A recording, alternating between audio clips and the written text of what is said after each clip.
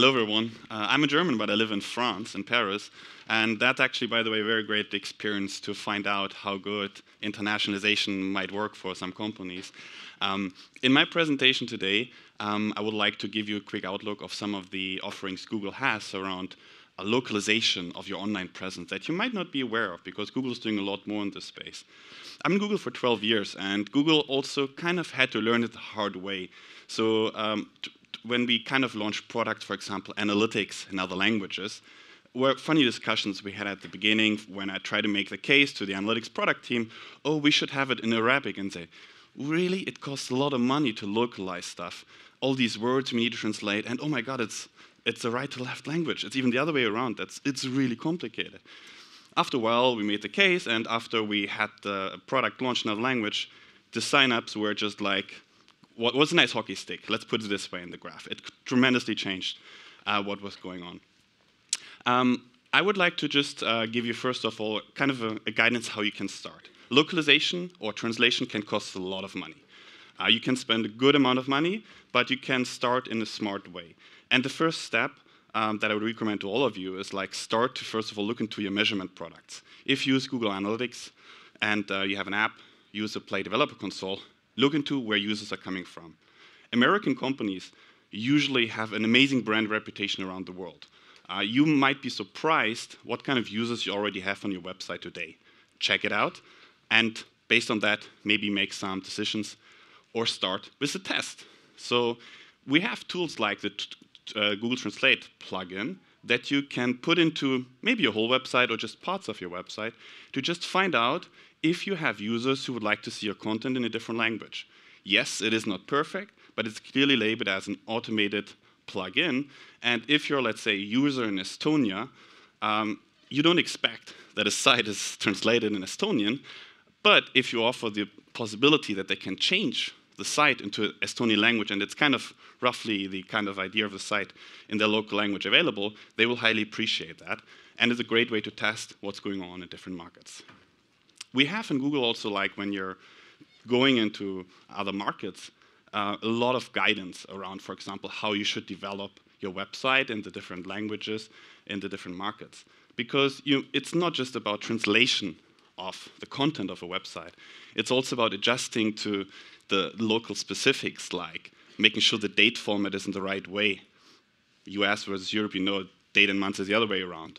Or like phone formattings, that they're kind of recognizable for people, how it works.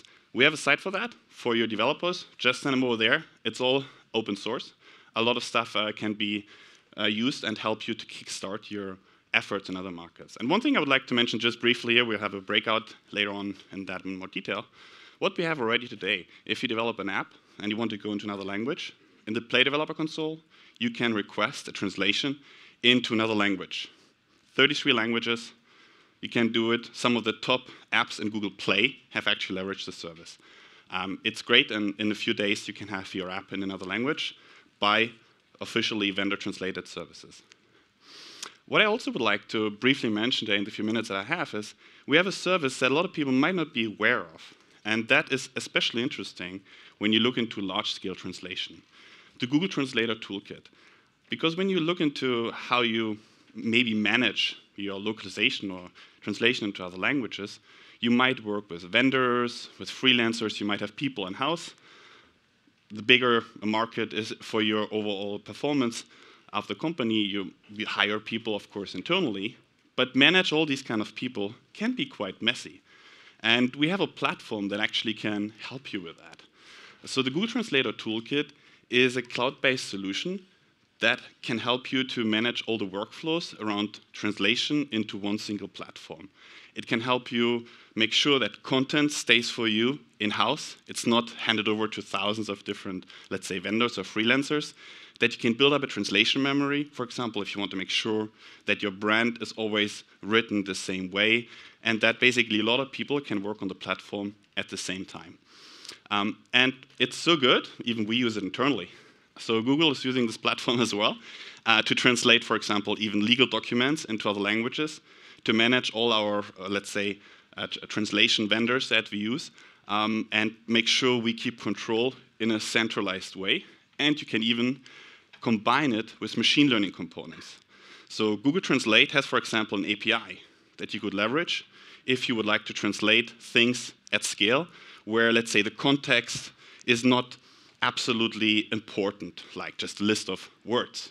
Like in a hotel listing, you might just want to show there's a TV, there's a shower, whatever. That could be done more or less automatically, and then just the vendor verifies everything on top. Can be done in the Google Translate toolkit. And here I'd like to just make it a bit more concrete to give an example. Booking.com, that you might know, is one of our biggest Google Translate toolkit client. So when you're like a hotel owner, you want to make sure your listing shows up on Booking.com. Let's say you're in UK and you're British, you upload all your content in English. But as a user, you might know Booking.com is available in a lot of languages and for a lot of markets. And to be very concrete, they're available in 180 countries in more than 40 languages. It's for me one of the best examples of a really international business, and they're extremely successful with that. So when hotel owner is uploading their content in English, they do it in a way that, let's say, a user in China, of course, sees everything in Chinese, in their own language. But how do they do that? How do they do that at scale? It's a very easy process at the end. They basically get the listing in English, put it into their own server, combine it with the Google Translator Toolkit cloud-based platform, where they manage all the different vendors, add on top of it the Google Translate API to translate some components automatically, and make sure that this is rolled out in all the 40+ languages that they support. It's a really, really scalable way to make it work for Booking.com. And then for a user perspective, it quickly changes into the Chinese language. And what I also, just from user perspective, would always keep in mind, you can always change language, country, or currency. Please do not default, for example, a user to a certain language just based on his IP address. Please allow them to always change it and bring them back to the exact same page where he was before, and not just to the home page. And they do that in a very efficient, scalable way that they basically translate right now several hundred of million keywords via this platform. And due to the machine translation component piece into it, they were able to save millions of dollars for translation costs they would have for a lot of languages. Because at the end of the day, small markets, you have to think about if it's worth localizing or not. But if you find a scalable way, it might be interesting also to go into a few other markets and get then great results out of it. Yeah, just to show you switching into English, how it would look like. So if you're like having, let's say, a product or service with a lot of content that you would like to make sure users could see in different languages, the Google Translate Toolkit might be an interesting option for you. And we can combine the human component, which is still today absolutely necessary. We can't just do machine translation. And we can do a lot of things for you with this platform that we offer for free. So it's not immediately easy to implement, but you're one of our best clients. We can give you some of our product people to help you to make it work. We have experience with a few clients already. It's a great product if you look into translation at scale. And a lot more is planned around translation localization. Stay tuned. You'll hear more from Google over the rest of the year. Thank you very much.